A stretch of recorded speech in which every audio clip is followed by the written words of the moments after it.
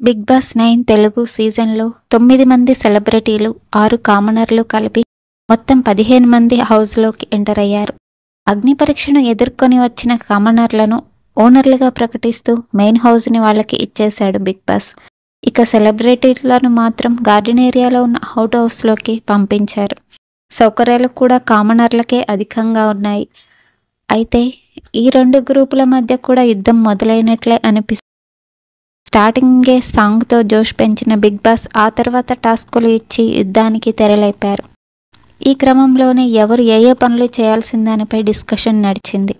ఒకరికొకరు బ్యాడ్జీలు ఇచ్చుకొని పనులను కేటాయించుకున్నారు. ఇక అందరూ తిన్న గిన్నెల్ని రీతూ చౌదరి క్లీన్ చేస్తుందని బ్యాడ్జ్ ఇచ్చాడు డిమోన్ పవన్. అక్కడ మొదలైంది అసలు గొడవ. హౌస్ క్లీనింగ్ అంటే స్టవ్ కూడానా అనే క్వశ్చన్ రైజ్ చేసింది రీతూ. హౌస్ క్లీనింగ్ అంటే అన్నీ వస్తాయి, కిచెన్ టేబుల్ కూడా హౌస్ క్లీనింగ్లో భాగమే కదా అని హరీష్ ఆన్సర్ ఇచ్చాడు.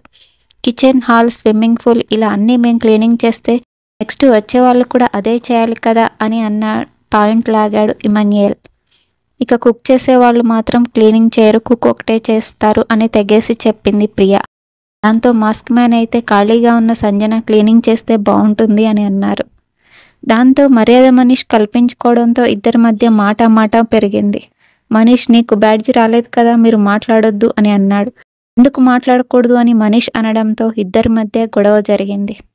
ఏదైనా అయితే నేను చూసుకుంటా, అవసరమైతే ఇంట్లోంచి వెళ్ళిపోవడానికైనా రెడీ అని మాస్క్ మ్యాన్ హరీష్ ఇచ్చి పడేశాడు. అయితే బిగ్ బాస్ అందరికీ ఫుడ్ పంపించాడు. కానీ ఇమాన్యుయల్ ఇంకా మిగతా సెలబ్రిటీలు మాత్రం ఇంట్లో పనులు చేస్తూ సరైన టైంకి తినలేకపోయారు. కానీ వాళ్ళు ప్లేట్లో పెట్టుకోగానే బిగ్ బాస్ మీరు వదిలి వెళ్ళే టైం అవుతుంది, మీరు అవుట్ హౌస్లోకి వెళ్ళిపోండి అని వాళ్ళతో చెప్పాడు. ఇక తర్వాత కూడా బిగ్ బాస్ సెలబ్రిటీలకు, కామనర్స్కి ఫుడ్ పంపించారు. సెలబ్రిటీలకు మాత్రం అన్నం, సాంబారు, ఆలు కర్రీ, టీ పంపించారు. కానీ కామనర్స్కి మాత్రం వెరైటీ బర్గర్స్, పిజ్జా, కిచెన్ నడ్జెట్స్ ఇలాంటివన్నీ పంపించారు. అయితే అంతకుముందు కామనర్స్ ఒక స్కిట్ చేశారు. ఆ స్కిట్ చేస్తున్నప్పుడు ఇమాన్యుయల్ క్యాజువల్గా మాస్క్ మ్యాన్ని గుండంకుల్ అని పిలిచాడు. అప్పుడు అతను కూడా లైట్గా తీసుకున్నాడు.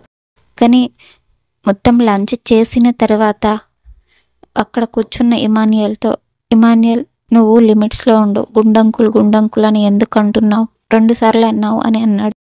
అప్పుడు ఇమాన్యుయల్ నేను అప్పుడు నవ్వుతూనే ఉన్నావు కదా, మళ్ళీ ఇప్పుడు ఎందుకు ఇలా అంటున్నావు, అయినా సారీ చెప్పిన టైంలో కూడా అప్పుడు కూడా లైట్గానే తీసుకున్నావు, ఇప్పుడు ఎందుకు అని అడిగాడు.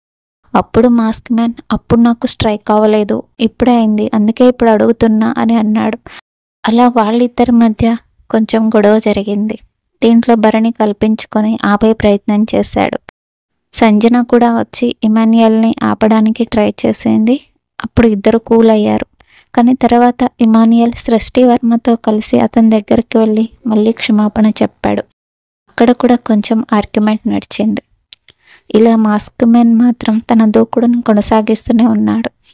మీ ఓటు మాత్రం ఎవరికో చెప్పండి. ఈ వీడియో మీకు నచ్చినట్లయితే ప్లీజ్ లైక్ చేయండి, షేర్ చేయండి, సబ్స్క్రైబ్ చేయండి. Thank you for watching.